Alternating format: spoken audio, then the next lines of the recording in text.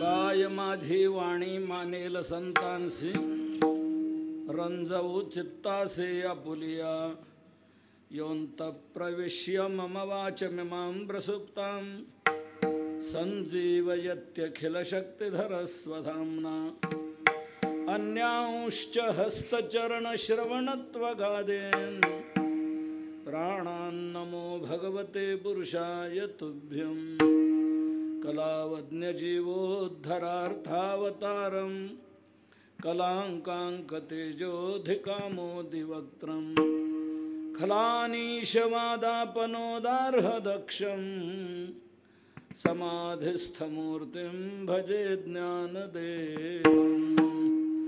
नमो सद्गुरु तुकया ज्ञानदीपा, नमो सद्गुरु सच्चिदानंदरूपा, नमो सद्गुरु भक्त कल्याणमूर्ते,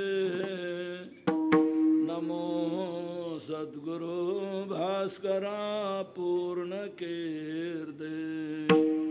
आत्मरूप गणेश स्मरण सकळ विद्यांचे अधिकरण, तेच वंदू श्री चरण श्री गुरूंचे, ते नमस्कारुनी आता.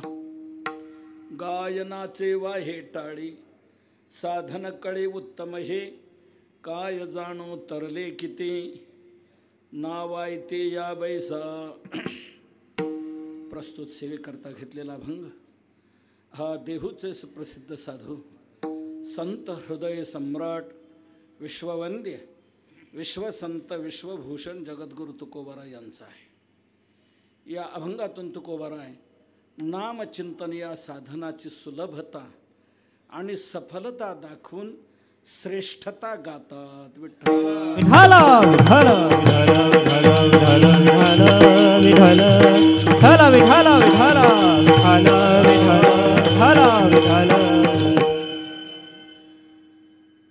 चेके फाउंडेशन आणि भारत माता सेवा समिती आणि महाराष्ट्र वारकरी महामंडळ यांच्या संयुक्त विद्यमाने हा जो अखंड हरिनाम सप्ताह या ठिकाणी संपन्न होतो आहे, त्यातील आजचा पहिला दिवस आहे, प्रारंभ आहे. आणि प्रारंभ म्हटला की आपल्या वारकरी संप्रदायाचा असा नियम आहे की तो नामचिंतनाने करावा. सकळ मंगळ निधी श्री विठ्ठलाचे नाम आधी, आरंभी आवडी आदरे आले नाम. नामस्मरणाने कोणत्याही कार्याचा प्रारंभ करावा. म्हणून आज प्रारंभ असल्यामुळे नामाचंच काही महात्म्य सांगावं, साफल्य सांगावं आणि श्रेष्ठत्व सांगावं या दृष्टीने मी हा अभंग आज आपल्यापुढे सेवेला घेतलेला आहे. गायनाचे वाहे टाळी साधन कळे उत्तम हे, काय जाणो तरले किती नावायते या बैसा. जगद्गुरु तुकोबाराय या अभंगातून नामचिंतनाची सुलभता सफलता श्रेष्ठता व्यक्त करतायत. तुकोबाराय भूतलावर अवतीर्ण झाले ते जगाला सन्मार्ग दाखवण्याकरता. जीव रस्ता चुकलेले आहेत आणि योग्य रस्त्याचं ज्ञान हे संतांना आहे. जीव रस्ता चुकलेले आहेत असं म्हणण्यापेक्षा मला असं वाटतं थोडी उलट भाषा वापरली तरी चालेल. रस्ता जो चुकलेला आहे तो जीव आहे. रस्ता चुकला म्हणूनच जीवदशेला प्राप्त झाला. माऊलींनी म्हटलंय, जया विसराच्या देशी प्रसिद्धी गा जीव ऐशी. रस्ता जो चुकलेला आहे तो जीव आहे. योग्य रस्त्याने जो चालतो त्याला साधक म्हणावं. योग्य रस्त्याने चालून जो मुक्कामाला पोहोचलेला आहे त्याला मुक्त म्हणावं.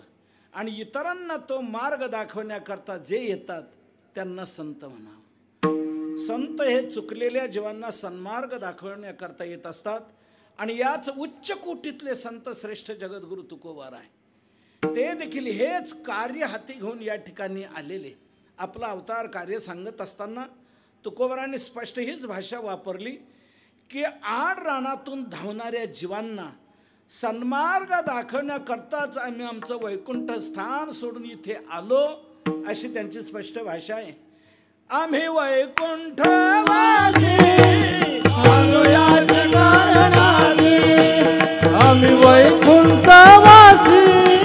आलो याच कारणासी आम्ही वय गुणावासी आलो याच कारणासी गुणावासी आलो याच कारणासी रक्त भाव वरताया रक्त भाव वरताया संताचे मार्ग आडराणी भरले जग संताचे मार्ग आडराणी भरले जग रक्त भाव वरताया साच भाव वरताया आडराणी भरले जग साधु संताचे मार्ग आडराणी भरले जग जग आड रानात प्रविष्ट झालेला योग्य रस्ता त्यांना कळत नाही. तो रस्ता दाखवण्याकरता आम्ही या ठिकाणी आलो.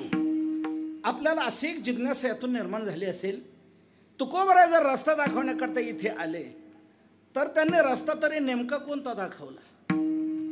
तर त्यांनी रस्ता दाखवला तो नामचिंतनाचा. बाबांनो, हीच वाट तुम्ही धरा, अन्य वाटांनी जाऊच नका, नका जाऊ आडराने. हीच वाट धरा, सर्वांना जाता येण्यासारखी आहे. म्हणून वेगवेगळ्या पद्धतीने तुकोबरायांनी समाजाच्या घडी ही वाट लक्षात आणून देण्याचा प्रयत्न केलेला आहे. कधी देहाचं महत्व घेऊन तुकोबरायांनी लोकांना नामचिंतनाकडे प्रवृत्त करावं. याच जन्मे घडे देवाचे भजन आणि हे ज्ञान नाही कोठे. म्हणून बाबांनो, मनुष्य जन्म जर आपल्याला मिळालेला आहे तर आपण आता काय करायला हवं? म्हणून नामचिंतन करा असं देहाचं महत्व घेऊन सांगावं.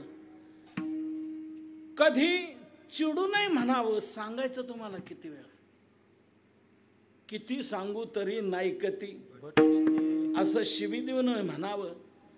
तर कधी पाया पडू नये म्हणावं. बाबांनो, तुमच्या पायाला लागतो, तुम्हाला माझी विनंती आहे. लागोनिया पाया विनवितो तुम्हाला, करे टाळी बोला मुखे नाम. तुमच्या पायाला लागतो, तुम्हाला माझी विनंती आहे. हाताने टाळी वाजवा आणि मुखाने नामस्मरण करा. तुकोबाराय किती खाली आलीत लक्षात घ्या. तुमच्या पायाला लागतो म्हणतात. संतांची किती खाली यायची तयारी आहे समाजामध्ये परिवर्तन होण्याकरता, जनतेचं भलं होण्याकरता, कल्याण होण्याकरता संतांची किती खाली यायची तयारी. तुमच्या पायाला लागतो म्हणतात. दादा, मला एक सांगा, तुकोबारायांनी आपल्या पाया पडावं इतकी आपली योग्यता वाढली काय? इतके आपण मोठे होत का? तुकोबारायांनी यावं आपल्या पाया पडावं, ज्ञानोबारांनी यावं आपल्या पाया पडावं, नाथ महाराजांनी यावं आपल्या पाया पडावं. पण तरी ते आपल्या पाया पडायला तयार होतात. याचा अर्थ काय? त्यांची तळमळ आहे. तळमळ आहे. या जीवांचं भलं व्हावं, कल्याण व्हावं, ही तळमळ आहे. म्हणून किती खाली यायची तयारी आहे. तुमच्या पायाला लागतो म्हणतात. जसा एखादा बाप आपल्या मुलाला म्हणतो की नाही, अरे चालवलंय काय तू, काय कळत नाही बा मला. आपलं तर डोकं चालत नाही तुझ्या बाबतीत, काय बोलावून काय करावं काय कळत नाही. शाळेतही दिवा लावला 4-4 वर्ष एकाच वर्गात. नाही शाळेत जमत, तुला शेतीत घातलं, शेती तुला जमेना.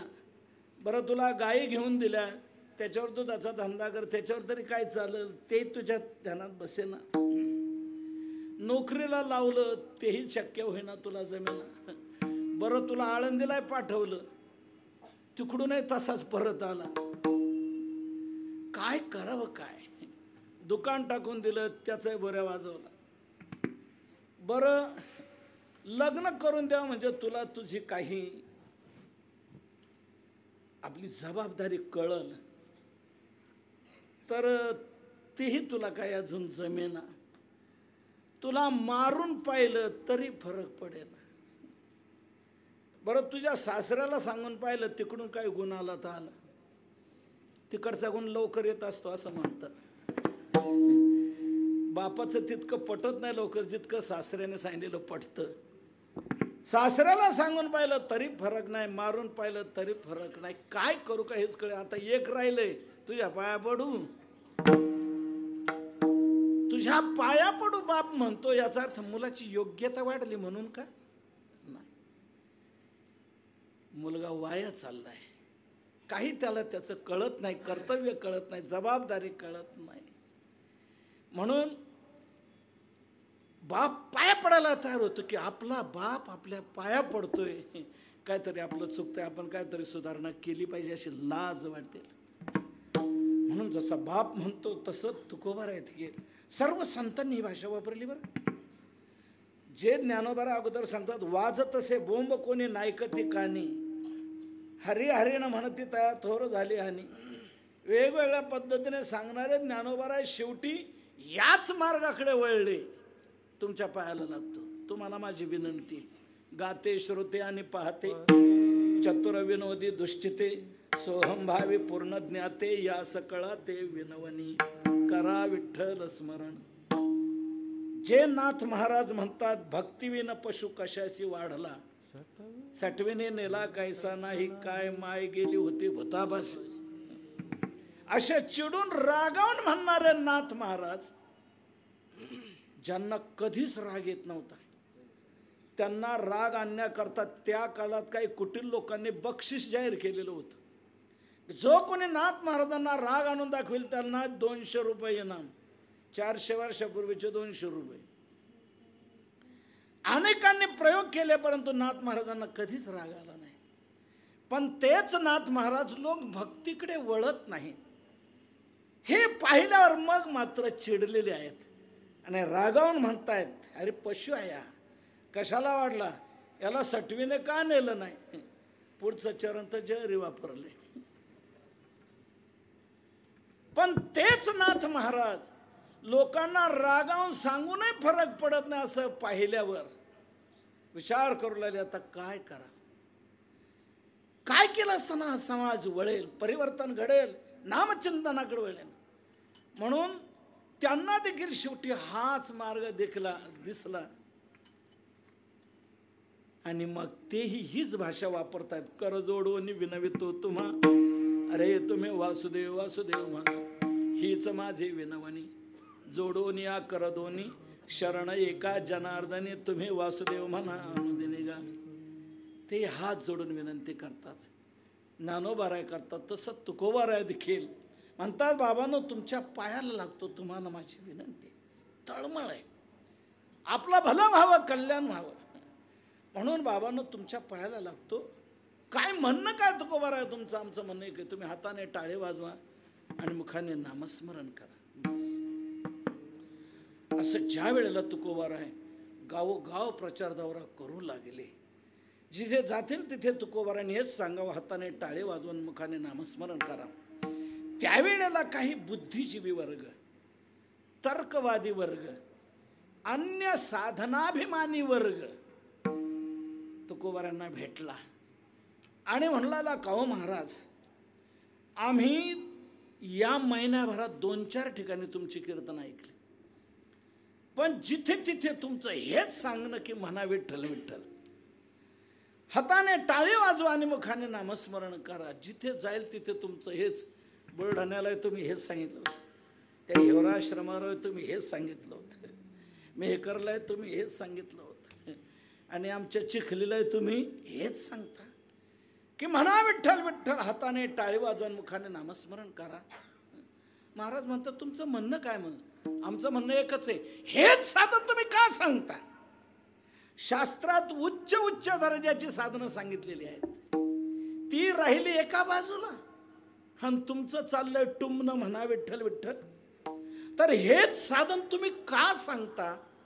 तर मी हेच साधन का सांगतो याचं जबरदस्त कारण तुकोबाराय आज सेवेकरता घेतलेल्या अभंगाच्या प्रथम चरणातून गायना देवा हे टाळी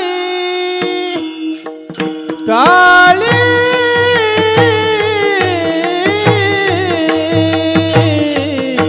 गायना देवा हे टाळी टाळी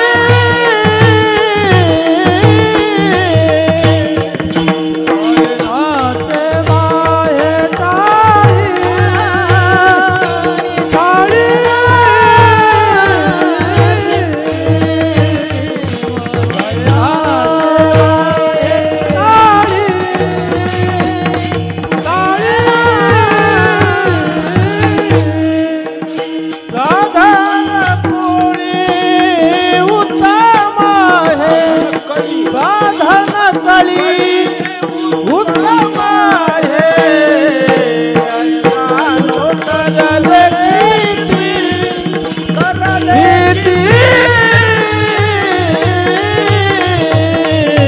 काय जानो तरले तरले भीती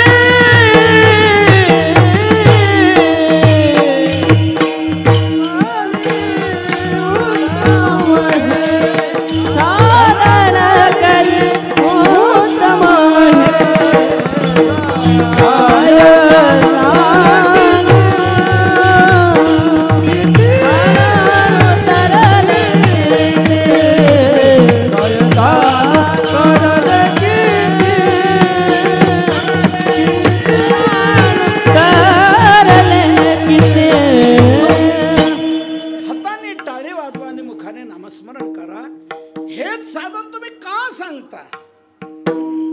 तर मी हेच साधन का सांगतो याचं जबरदस्त कारण तुकोबाराय आज सेवेकरता घेतलेल्या अभंगातून प्रथम चरणातून स्पष्ट करतात.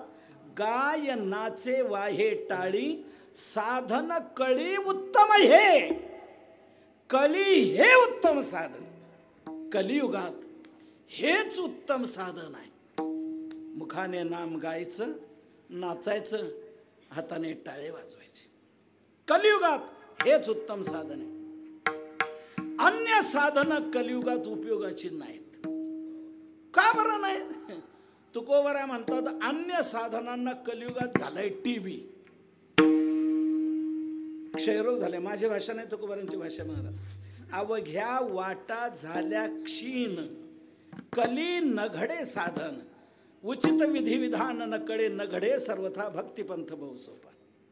अवघ्या वाटा झाल्या क्षीण, कली नघडे साधन.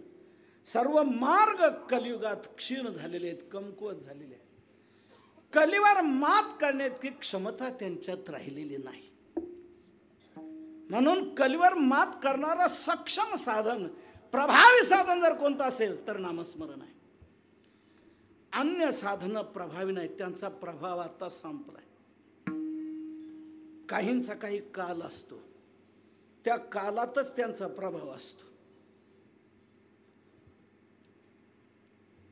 म्हणतात यांनी एक काल असा गाजवला विशेष, पण आता त्यांना कोणी विचारत नाही, सर्व त्यांचा मुर्दाबादच करतात. बिघडलं म्हणतात, आता कामातून गेलं, नाही तर मागची 5 वर्ष चांगली गाजवली. काहींचा काही काल असतो, तसं इतर साधनांचा काही काल होता. कृतयुगात, त्रेतायुगात, द्वापारयुगात त्यांचं चालत होतं. पण कलियुग सुरू झाले, कलीवर मात करण्याची क्षमता त्यांच्यात नाही, त्यांचा काल संपला. कलीवर मात करणारं सक्षम साधन नामस्मरण. काहींचा काही काल कसा असतो तसं इतर साधनांचा कसा काही काल. आणि आता कलियुगात नामस्मरण हेच कसं, मी 2 दृष्टांताने आपल्या लक्षात आणून देतो, म्हणजे तुकोबारायांच्या विधानाची सत्यता आपल्याला पटेल. आपण बघा, मेडिकल स्टोअर्समधून काही औषधं घेतो आपण, गोळे औषधं घेतो, त्या पॉकेटवर सर्व माहिती दिलेली असते त्या औषधाची. हे औषध कोणत्या कंपनीने काढले त्या कंपनीचं नाव असतं, त्या औषधाचं नाव असतं. या औषधात कोणती कोणती घटक द्रव्य आहेत त्याची यादी असते. त्याबरोबरच त्याच्या पुढे त्याची टक्केवारी असते, कोणतं किती टक्के, कोणतं किती टक्के, कोणतं, हे सर्व असतं. आणि त्याबरोबरच तुम्ही बघा, त्याच्यावर 2 तारखा दिलेल्या असतात. पहिली तारीख असते हे औषध निर्माण झालंय केव्हा, उत्पादनाची तारीख मार्च 2008 उत्पादनाची तारीख. आणि त्यानंतर दुसरी तारीख त्याच्यावर दिलेली असते जुलै 2014. याचा अर्थ काय, जुलै 2014च्या जुलै नंतर 1 ऑगस्टला हे औषध चालणार नाही, हे औषध फेकून द्यायचं. त्या औषधाचा कालावधी, क्षमता हे तिथपर्यंत आहे. त्यानंतर ते औषध चालणार नाही, कंपनीच सांगते. एखादा मेडिकल स्टोअर्सवाला जर ते औषध चालवण्याचा प्रयत्न करू लागला तर त्याच्यावर केस होऊ शकते. का? त्याचं कारण आहे, त्या कालावधीनंतर त्या औषधाचा उपयोग होण्याऐवजी त्या औषधाचा दुष्परिणाम होण्याची शक्यता असते. म्हणून ते औषध आता वापरू नका. त्याची ताकद, त्याची क्षमता संपली, ते फेकून द्या, फेकून द्या. तसं इतर साधनांचा काही कालावधी होता. कृतयुगात, त्रेतायुगात, द्वापारयुगात त्यांचं चालत होतं. आता हे कलियुग सुरू झाले. कलीवर मात करण्याची क्षमता अन्य साधनांमध्ये नाही. म्हणून साधन कली उत्तम, हे गायनाचे वाईट. आता आपला बहुसंख्य शेतकरी वर्ग असेल, शेतकरी वर्गाच्या दृष्टीने समजेल असं दृष्टांत मी आपल्या लक्षात आणून देतो. पूर्वीच्या कालामध्ये दादा आपण बागायती शेती करत होतो. कशावर करत होतो? मोठा मोठा विहिरीवर मोठा, 3-4 परस विहिरती, मोठा गाणं म्हणत म्हणत मस्त त्या मोठा आपण हाकत असतो. दिवसभर मोठा चालायचा आणि त्याच्यावर आपण बागायती शेती करत असतो. काही कालानंतर वीज आली. वीज आल्यानंतर त्या विहिरीवर आपण मोटारी बसवल्या. 3 हॉर्सपॉवर, 5 हॉर्सपॉवर, 10 हॉर्सपॉवर या मोटारी बसवल्या. मोटारी आल्या, मोठा गेल्या. त्या मोटारीवर आपण बागायती शेती करू लागलो. पण त्या मोटारी अशा ताकदवान की त्या दुपारीतच विहिरीचा तळ उघडा पाडू लागल्या. पूर्वीच्या मोठा दिवसभर चालायच्या, ते पाणी चालायचं, खाली येत राहायचं, मोठ चालायची. पण मोटारी ताकदवान दुपारीतच विहिरीचा तळ उघडा पाडू लागल्या. मग आपण काय करू लागलो? एक परस खोदा खाली, एक परस खोदा, खोदत खोदत चाललो. 8-10 परसापर्यंत आपण चालतोय. पाणी खाली खाली चाललंय, बघायचं आपलं चाललंय. पुढे पुढे काय घडत राहिलं? पर्जन्यमान कमी झालं. भूगर्भातली पाण्याची पातळी खोल खोल जाऊ लागली. किती खाली खोदलं तरी पाण्यात वाढ नाही. मग शेवटी आपण आता कंटाळलो, खाली खोदायला कंटाळलो. मग आपण आता कोणता मार्ग स्वीकारला? बोर करण्याचा. पण बोर करू लागलो. 300 फूट खोल, 400 फूट खोल, 500 फूट खोलीवरचं पाणी आपण आता घ्यायला लागलो.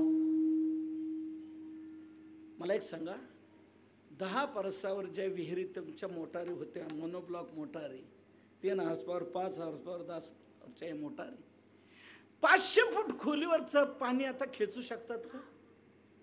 नाही. का? त्या मोटारींची ताकदच नाही ना तेवढी. त्या मोटारींची क्षमता, त्यांचं हेड फक्त फार तर 80 फुटापर्यंत. 80 फुटापेक्षा खालचं पाणी त्या मोनोब्लॉक मोटारी ओढू शकत नाही, खेचू शकत नाही.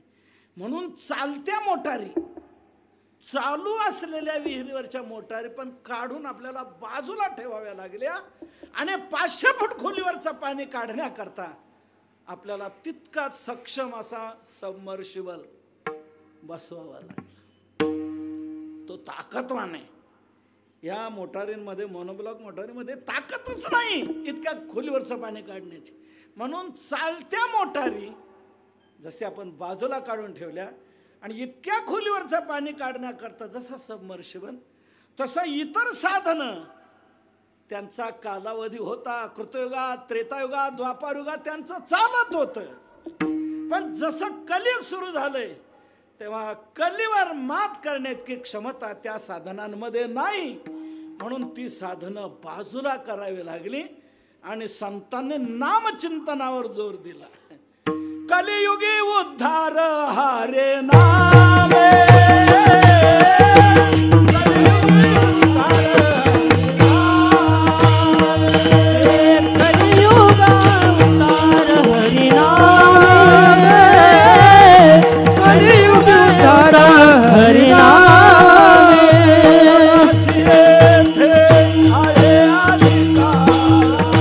सगळे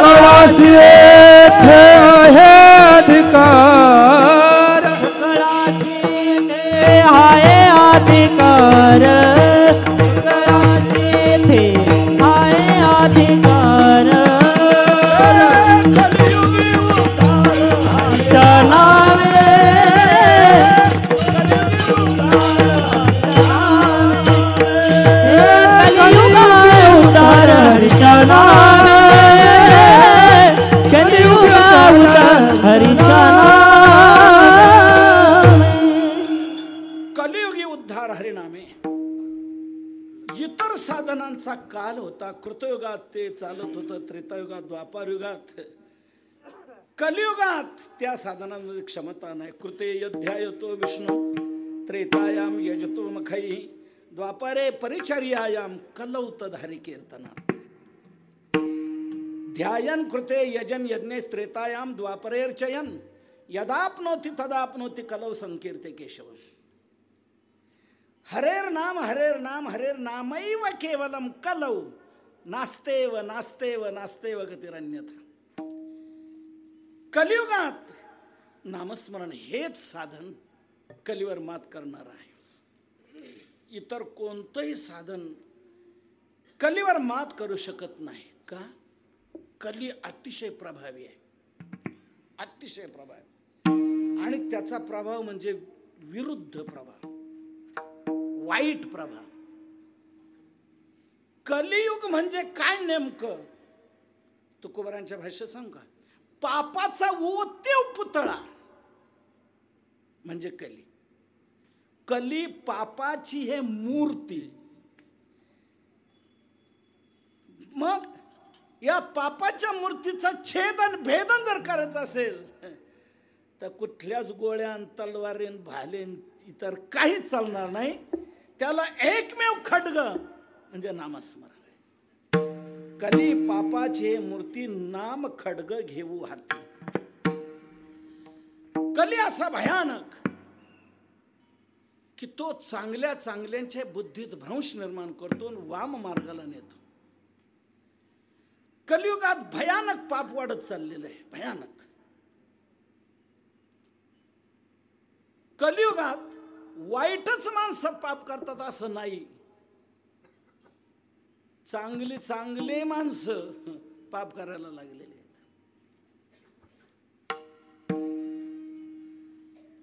म्हणून व्यवहारात देखील आपण म्हणतो, मला ते त्यांचं काय वाटत नाही, ते मूर्खच आहे, ते नालायक आहेत, त्यांच्या बाबतीत मला काय म्हणायचं नाही.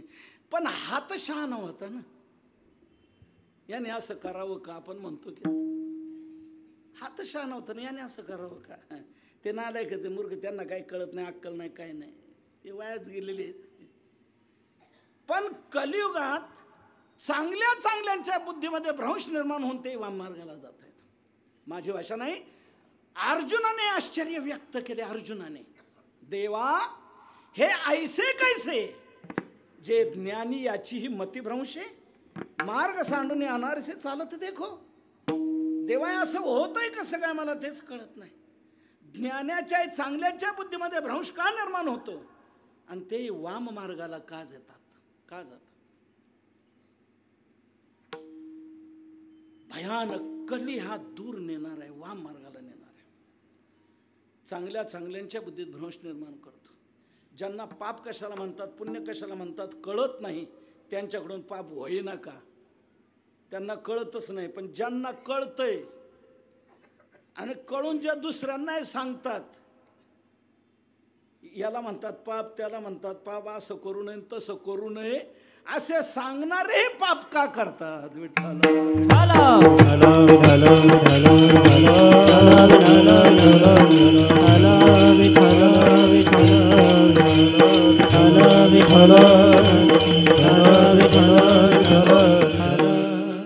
कलीचा वाढता प्रवाह चांगल्या चांगल्यांच्या बुद्धीमध्ये भ्रंश निर्माण करतो, वाम मार्गाला नेतो. एकच प्रभावी उदाहरण तुमच्या पुढे ठेवतो. जेव्हा कलियुग सुरू झालं त्यावेळेला परीक्षिती राजा राज्यावर. परीक्षितीच्या लक्षात आलं हा कली भयानक वाईट आहे. तो चांगल्या चांगल्यांच्या बुद्धीत भ्रंश निर्माण करतो, वाम मार्गाला नेतो. तेव्हा या कलीला आपण बंदिस्तच केलं पाहिजे. म्हणून परीक्षितीने कलीला डांबलं, बंद करून ठेवलं, बंदिस्त केलं. तेव्हा कली म्हणू लागला, तुमच्यासारखे थोर राजे आणि मला हे बंधन का? मला जरा मुक्त संचार द्या ना. परीक्षित राजा म्हणला नाही, माझा देश जर व्यवस्थित चालायचा असेल तर तुम्ही बंद असणं हेच उचित आहे. तुम्ही मोकळे राहिल्यावर देशाची स्थिती ठीक राहणार नाही. म्हणून आताही सध्या आपण पाहतो, गणेशोत्सव का आला, नवरात्र महोत्सव का आला, की शासन अशा काही महापुरुषांची दखल घेतं आणि अशा महापुरुषांना कुठंतरी विशिष्ट स्थळी नेऊन ठेवतात, त्यांना बंद करून ठेवतात की गणेशोत्सव जर सुरळीत पार पाडायचा असेल तर तुम्हाला 10 दिवस बंद ठेवणंच ठीक आहे. हे जशी दखल घेतली जाते तसं परीक्षित म्हणू लागला, माझं राज्य जर काय चांगल्या प्रकारे चालावं असं वाटतंय तर तुम्ही मोकळे राहिले तर सर्व काही भयानक स्थिती वाढेल, म्हणून तुम्हाला बंद ठेवणं उचित आहे.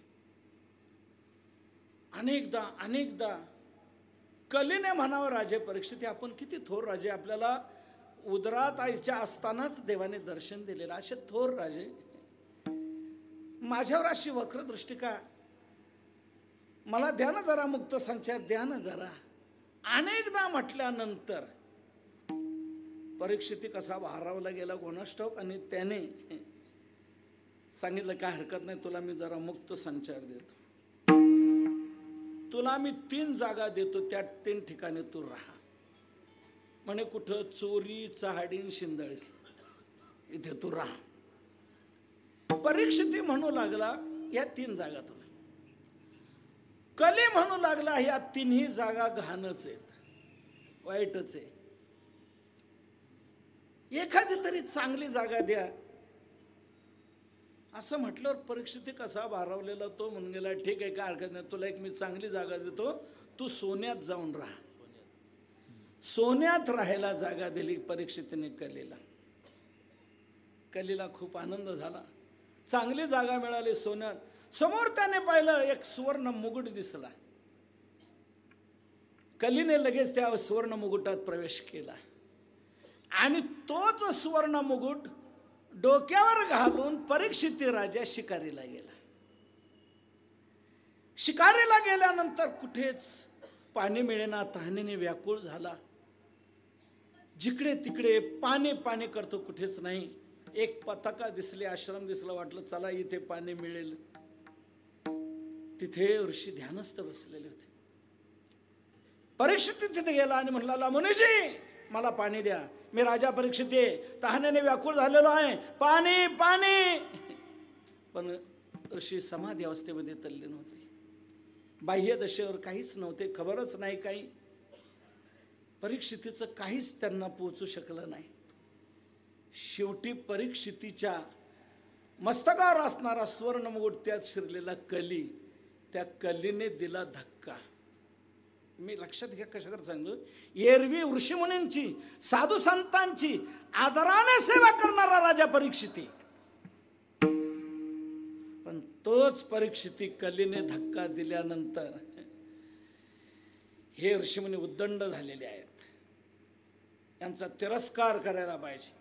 आपल्याकडे आल्यानंतर आपल्याला सांगतात, आलेल्या अतिथीचं स्वागत करा, सन्मान करा, अन्न पाणी द्या, विनमुख जाऊ देऊ नका. आणि यांच्याकडे आल्यावर मागूनही पाणी मिळत नाही, सर्पाच्या जातीचे आहेत, हे उलटणारे आहेत, यांचा तिरस्कारच केला पाहिजे. कलीने दिला धक्का आणि बुद्धीत भ्रंश घडवला परीक्षितीच्या. ऋषीमुनींची, साधू संतांची आदराने सेवा करणारा राजा परीक्षिती, पण तोच म्हणतोय उद्दंड झालेले आहेत, यांना यांची जागा दाखवली पाहिजे. इकडे तिकडे पाहिला, मेलेला सर्प दिसला, उचलला बाणाच्या टोकाने आणि ऋषीच्या गळ्यात अडकवला. कलीने त्याच्या बुद्धीमध्ये भ्रंश निर्माण केला, अनादर घडवला. ऋषीपुत्र अरण्यातून आल्यानंतर पाहतायत, माझ्या पित्याची निर्वत्सना कोणी केली, विटंबना कोणी केली, ज्याने केली असेल त्याचा 7व्या दिवशी सर्पदंशानेच मृत्यू होईल. शाप. माझा मुद्दा आपल्या लक्षात आला असेल. एरवी ऋषिमुनींची साधू संतांची आदराने सेवा करणार राजा परीक्षिती, पण कलीने त्याच्या बुद्धीत कसा भ्रंश घडवला आणि त्याला वाम मार्गाला जायला लावलं. कली असा चांगल्या चांगल्यांच्या बुद्धीमध्ये भ्रंश निर्माण करतो, वाम मार्गाला नेतो. चांगली चांगली माणसं पाप करण्याकडे प्रवृत्त होतात. पाप म्हणजे काही वाटत नाही, इतकी वाईट परिस्थिती झालेली आहे.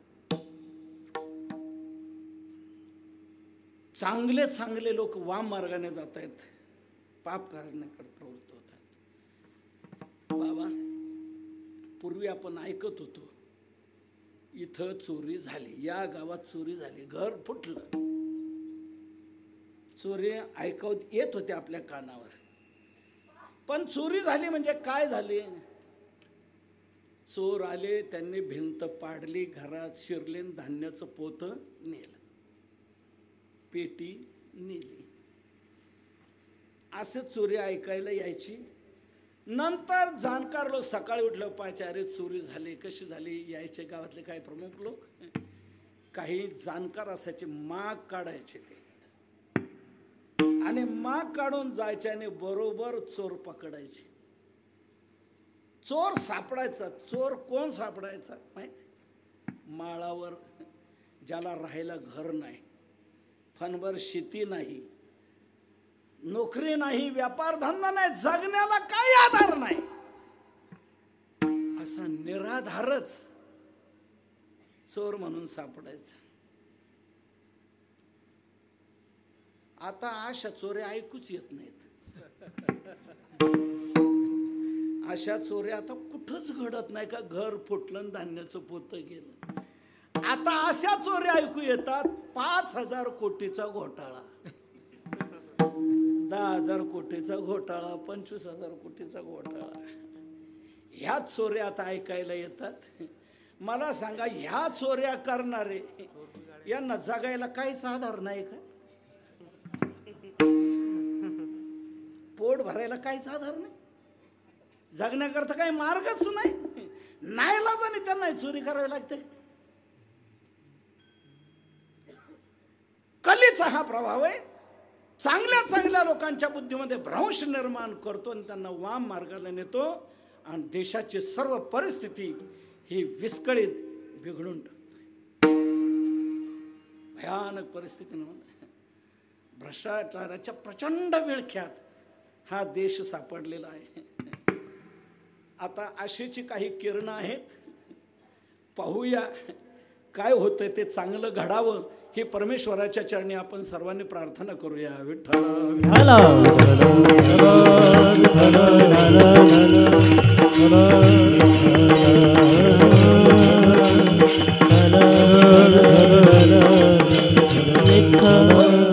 माझा मुद्दा आपल्या लक्षात आला असेल. कली चांगल्या चांगल्यांच्या बुद्धीमध्ये भ्रंश निर्माण करतो, त्यांना वाम मार्गाने येतो, पाप करायला लावतो. भयानक पाप कलीमध्ये वाढत चाललेले, भयानक पाप वाढत चाललेले. तेव्हा भयानक पाप घालवणार एकच सक्षम साधन आहे, ते म्हणजे नामस्मरण. इतर कोणत्याही साधनामध्ये ही क्षमता नाही भयानक पाप घालवण्याची. पर्वत प्राय पाप वाढलेला आहे पर्वतात. कोणी म्हणेल ते घालवायचंच कशाला?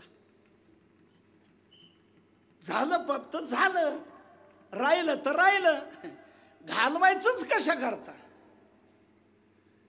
तर ते का घालवायचं याचं जबरदस्त कारण मी आपल्या लक्षात आणून देतो, आणि त्याकरता नामस्मरणच काय करायला पाहिजे हे लक्षात आपल्या आणून देतो. पाप का घालवलं पाहिजे? मला एक सांगा, आपल्या जीवनात आपल्यावर दुःख येऊ नये असं आपल्याला वाटतं की नाही? आपल्या जीवनात दुःख नसावं हे आपल्याला वाटतं.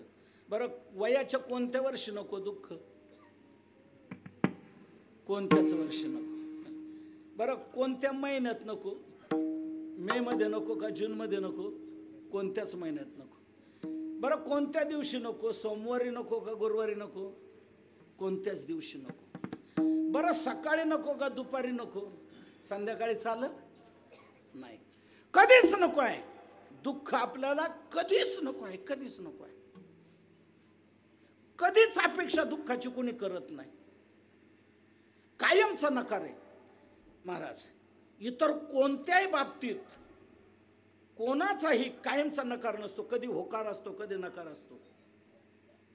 कोणत्याच वस्तूच्या बाबतीत कोणाचाही कायमचा नकार असा कधीच नसतो. कधी होकार असतो, कधी नकार असतो. पण दुःखाच्या बाबतीत कायमचाच नकार आहे, कधीच होकार नाही दुःखाच्या बाबतीत. तुम्ही बघा, इतर बाबतीत मनुष्य कायमचा नकार देत नाही, कधीतरी होकार देतोच.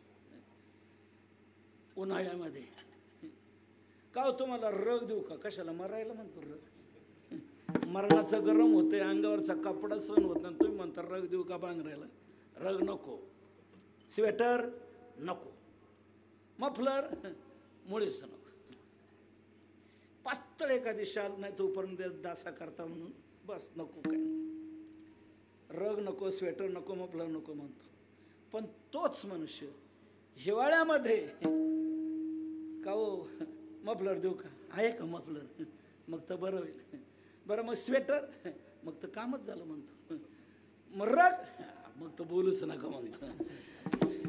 द्या, पाहिजे म्हणतो. तीच वस्तू उन्हाळ्यात नको म्हणतो, हिवाळ्यात पाहिजे म्हणतो की नाही?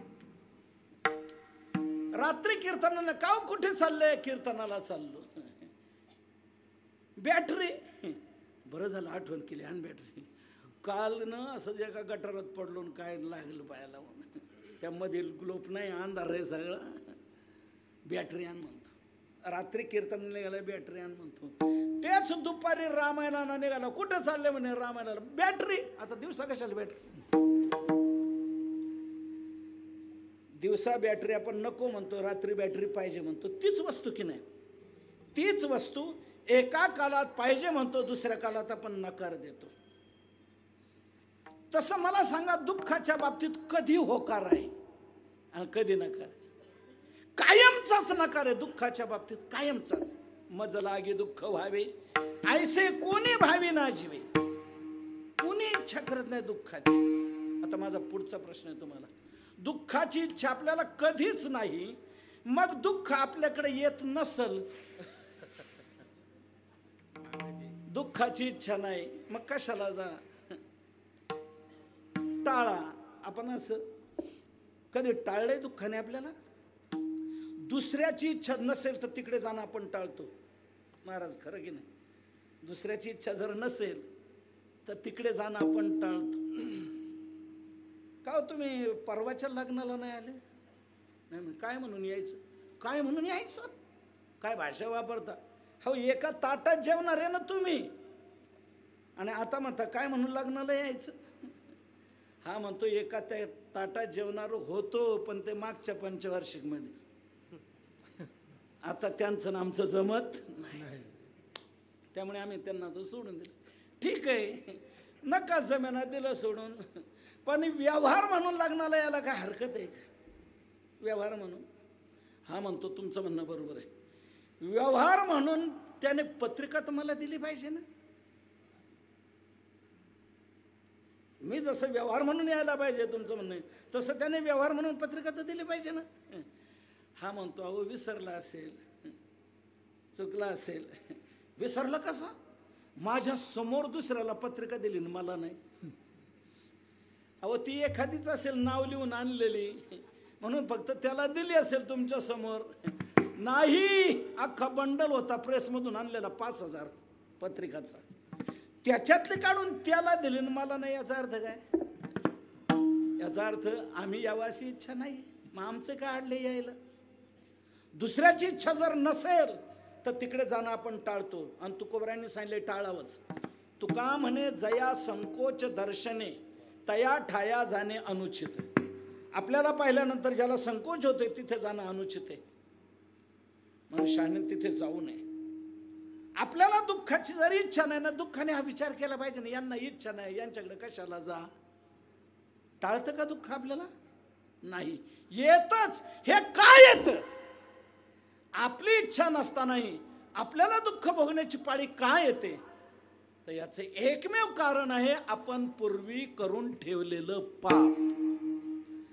आपल्या दुःखाला कारण आपलं पाप आहे. दुःख हे पापाचं फळ आहे. मी सांगत नाही, ज्ञानोबा सांगतात 13वा अध्याय उघडा. पण जीवाला दुःख भोगण्याची पाळी कधी येते? ज्ञानोबरांनी 2 ओळीमध्ये सुंदर सांगितलेलं आहे.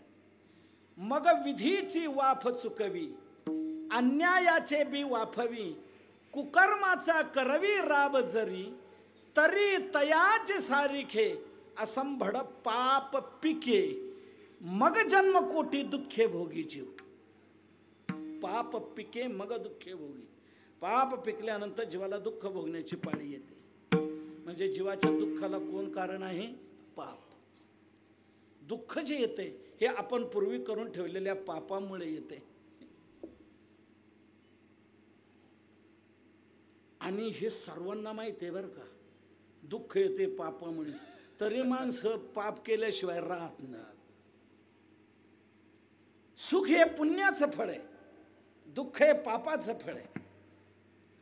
पण माणसं पुण्य करत नाहीत आणि पाप सोडत नाहीत, म्हणून सुख मिळत नाही, दुःख मिटत नाही. दुःख हे पापाचं फळ आहे, आपल्या इच्छेवर नाही. महाराज एक मार्मिक सांगतो जरा. भोगने ते फळ संचिताचे. आपल्या जीवनाचं सुखदुःखाचा भोग घडून येतो हे आपल्या संचिताचं फळ आहे. संचित म्हणजे काय? पूर्वी करून ठेवलेली कर्म, पूर्वी करून ठेवलेला साठा, स्टॉक, याचं नाव संचित. जे पूर्वी आपण करून ठेवले ते आता आपल्याला भोग द्यायला आलेलं आहे. केले कर्म झाले त्याची भोग आले, त्याची भोग आले. केले कर्म झाले त्याची भोग आले, त्याची भोग आले. कर्म झाले त्याची भोग आले, त्याची भोग आले. कर्म झाले त्याची भोग आले, त्याची भोग आले. उपजले मेले, उपजले मेले ऐसे किती. उपजले मेले, उपजले मेले किती.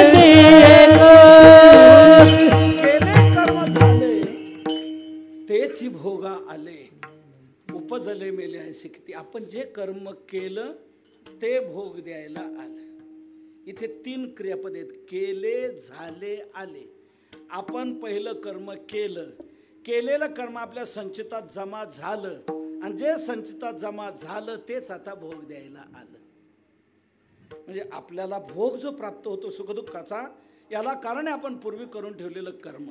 संचित हे उभयविध आहे, पुण्यात्मक आणि पापात्मक. पुण्यात्मक जे संचित आहे ते आपल्याला सुख देतं, आणि पापात्मक जे संचित आहे ते आपल्याला दुःख देतं. म्हणून भोग नेते फळ. इथे फळ शब्द वापरलाय. या फळ शब्दातून थोडासा एक मार्मिक भाव आपल्याला मी लक्षात आणून देतो.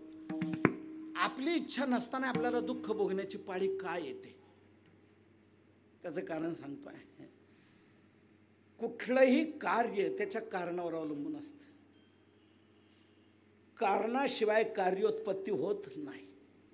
तसं दुःख जे आपल्याला भोगायला याचं कारण आहे पाप. पाप आपल्याला दुःख द्यायला येते. बारकाईत सांगतो बरं का, लक्षात घ्या. फळ शब्द वापरले त्याच्यावरून मी आपल्या लक्षात आणून देतो. मला सांगा, एक कोणत्या झाडाला कोणतं फळ यावं हे आपल्या इच्छेवर आहे का? एकाने भोकराचं झाड लावलं आणि तो काय म्हणाला, माझी अशी इच्छा आहे याला थॉम्सन द्राक्ष यावीत. येतील का? माझी इच्छा आहे ना, माझी इच्छा आहे म्हणून मी हे भोकराचं झाड आणले की याला द्राक्ष यावीत. माझी इच्छा आहे म्हणून मी हे लावले. माझी इच्छा आहे म्हणून मी याला खत घालतो की याला द्राक्ष यावेत. माझी इच्छा आहे म्हणून मी याला पाणी देतो. माझी इच्छा आहे म्हणून मी याला फवारणी करतो. काय माझी इच्छा आहे? याला द्राक्ष यावेत. तुझी किती इच्छा जरी असेल, तू किती इच्छेने त्याला पाणी घालू लागला, खत घालू लागला, फवारणी करू लागला, काही केलं तरी त्याला द्राक्ष येणार नाहीत. का? बीज द्राक्षाचं नाहीये. फळ हे तुमच्या इच्छेवर नाही, त्याच्या बीजावर आहे. तुम्ही बीज लावलंय कोणतं त्याच्यावर त्याचं फळ अवलंबून आहे. तुमच्या इच्छेवर नाही, ते त्याच्या बीजावर आहे. तसंच सुख आणि दुःख ही फळं आहेत, भोगणे ते फळ. आणि फळ म्हटलंय की त्या तुमच्या इच्छेवर नाही, त्याच्या बीजावर आहे. आणि त्याचं बीज आहे पाप आणि पुण्य. म्हणून जसं कोणत्या झाडाला कोणतं फळ यावं आपल्या इच्छेवर नाही, बीज पेरून या तेच घ्यावे फळ. डोरलीस केळ कैचे लागे. जे बीज तुम्ही पेराल तेच उगवल. फळ हे बीजावर अवलंबून आहे, तुमच्या इच्छेवर नाही. तसं सुखाने दुःख ही फळं आहेत, ही तुमच्या इच्छेवर नाही, त्याच्या बीजावर आहे. आणि त्याचं बीज आहे पाप आणि पुण्य. म्हणून दुःख हे येते हे पापामुळे येते, आणि सुख मिळते हे पुण्यामुळे मिळते. आणि हे सर्वांना माहिती आहे, सर्वांना. तू म्हणाल नाही हो आज आम्हाला माहीत झालं, नाही मी तुम्हाला पटवून देतो, हो म्हणायला लावतो. तुम्हाला सर्वांना माहीत आहे, कीर्तनाला आलेल्यांना माहीत आहे, न आलेल्यांना माहीत आहे की दुःख येते पापामुळे. तुम्ही म्हणाल कसं काय, मी समजून देतो तुम्हाला, पटवून देतो, हो म्हणायला लावतो. तुम्ही बघा आपल्या जीवनात जर दुःखाचे काही प्रसंग प्राप्त झाले तर काही माणसं बिगर निमंत्रणाची तिथं उतरतात आणि ते म्हणतात का हो हे कसं काय असं झालं, माझ्या कानावर असं आलं, हे खरंच काय. हो म्हणतो खरंच. आणि कसं काय झालं, त्याला काय कारण म्हणतो, कारण वगैरे तर काही नाही, पण आलं बुवा आपल्यावर. असं कसं काय, काय तर त्याचं कारण असल्याशिवाय कसं काय. तो म्हणतो तुम्हाला माहीत नाही आपला स्वभाव कोणाच्या आद्यात नाही का मध्यात नाही, आपली ड्युटी भली ना आपलं भलं, आणि बघा कसं आपल्यावर बेतलं. तो म्हणतो नाही नाही काहीतरी कारण असल्याशिवाय कसं काय. कारण तर काहीच नाही म्हणतो. नाही नाही असं कसं काय होईल, काहीतरी कारण असल्याशिवाय. तो म्हणतो मग कारण काय सांगू, काहीतरी आपलं पूर्वजन्मीचं पाप.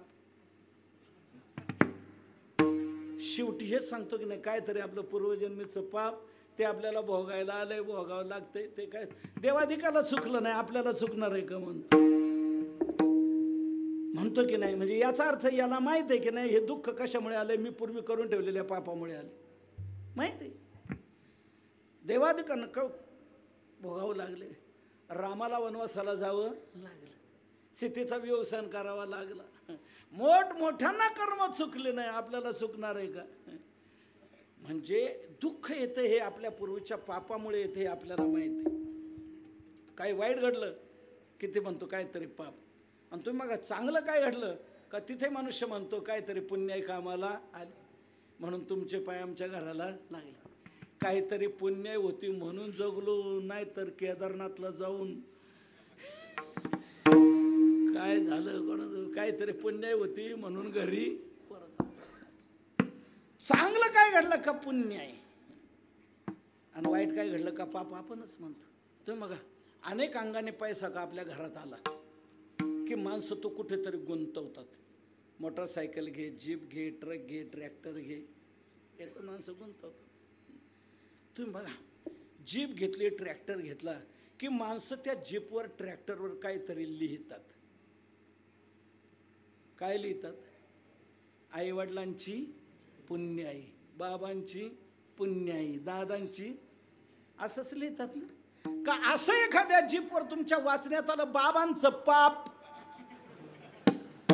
म्हणून आमच्या घरी जीप, ही जीप आहे आमच्या बाबांचं पाप आहे, असं कुठं वाचण्यात आलं, कुठंच नाही सापडणार तुम्हाला. बाबांची पुण्य आहे, दादांची पुण्य आहे, काकाची पुण्य आहे, हेच सापडणार. याचा अर्थच असा आहे चांगलं काय घडतंय ते पुण्याईमुळे, आणि वाईट जे जीवनात घडतंय ते पापामुळे. म्हणून दुःख जे आपल्या जीवनात येते हे आपण पूर्वी करून ठेवलेल्या पापामुळे. म्हणून ते जोपर्यंत संपत नाही तोपर्यंत आपलं दुःख मिटणार नाही. दुःख घालवायचं असेल तर पाप संपवणं आवश्यक आहे. कारण संपल्याशिवाय कार्य संपू शकत नाही, हा शास्त्रीय सिद्धांत आहे. दुःख घालवायचंय तर पाप घालवलं पाहिजे. कोणी म्हणेल आम्ही काय प्रयत्न करू वेगळे, काय आमचे वरपर्यंत संबंध आहेत, आम्ही वरून काहीतरी दबाव आणून आम्ही हे टाळू. कोणी टाळू शकत नाही, कोणी टाळू शकत नाही, भोगावंच लागणार, चुकणार नाही. वरपर्यंत म्हणजे कुठपर्यंत संबंध तुमचे, वर म्हणजे कुठपर्यंत. मुख्यमंत्री पंतप्रधानापर्यंत आमचे संबंध, पंतप्रधानही आपला भोग टाळू शकत नाहीत. तुम्ही म्हणा कशा अहो त्यांना त्यांचाच टाळता आला नाही तर आपला काय टाळणार. पंतप्रधानांना स्वतःचाच भोग टाळता येऊ शकत नाही तर दुसऱ्याचा काय टाळणार. एक मागचं उदाहरण आपल्या लक्षात मी आणून देतो. मागच्या 2 दुर्दैवी घटना आहे आपल्या देशातल्या. 2 पंतप्रधान आपल्या देशातले मारले गेलेत.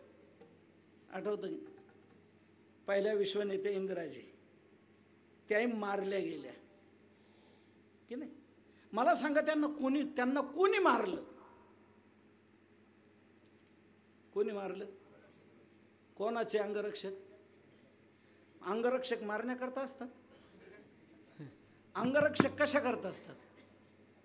अंगरक्षक शब्दाचा अर्थ आहे अंगाचं रक्षण करणारा. तो अंगरक्षक बॉडीगार्ड.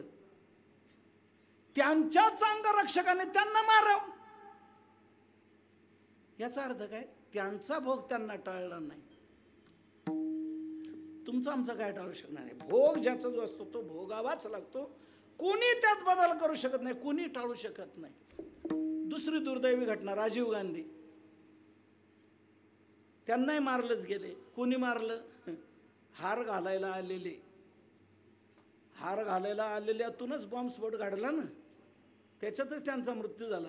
हार घालायला येणार आपला शत्रू असतो पण हार घालायला आल्याकडूनच तो घडला की नाही. म्हणून महाराज त्या काळात काय काय कीर्तनकार हार घालून घ्यायला घाबरत असत. आपलं काय होईल का काय नाही. माझा इत्यर्थ सांगण्याचा आपल्या लक्षात आला असेल की कोणी भोग आपला टाळू शकत नाही. मी सांगतो त्यांचंच काय त्यांच्यावर देवादिकांपर्यंत जरी पोहोचला तरी देवादिक आपला कर्मभोग टाळू शकत नाही.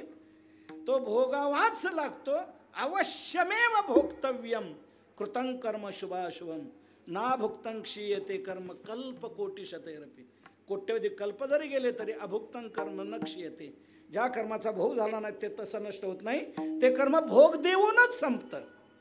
म्हणून आपल्या जीवनात जे दुःख येते आपण पूर्वी करून ठेवलेल्या पापामुळे येते. म्हणून दुःख जर घालवायचंय तर पाप घालणं आवश्यक आहे. पाप घालवल्याशिवाय दुःख जाऊ शकत नाही. म्हणून भयानक पाप घालवण्याकरता कलियुगात भयानक वाढणारं पाप ते घालवण्याकरता नामचिंतन हाच महत्वाचा मार्ग आहे. त्याच्याशिवाय दुसरा मार्ग नाही. दुसरं कोणतंही साधन कलीवर मात करण्यास सक्षम नाही. प्रभावी नाही. सक्षम साधन नामस्मरण हेच आहे. कोणी म्हणेल नामस्मरण आम्ही करायला लागलो समजा कालचं पाप जाईल पण परवाचं मागच्या महिन्याचं मागच्या वर्षाचं लहानपणापासून आम्ही हेच धंदे करत आलो. याचं वाटोळं कर त्याचं वाटोळं कर. लहानपणापासून आमचं पाप जाईल का. तुकोबर आहे म्हणतात लहानपणापासूनचं म्हणजे याच जन्मातलं ना. नामस्मरणात अशी ताकद आहे. याच जन्मातलं काय अनेक जन्मांतरातलं जरी पाप असलं तरी ते नामस्मरणापुढे राहू शकत नाही. जळून भस्मसात होईल.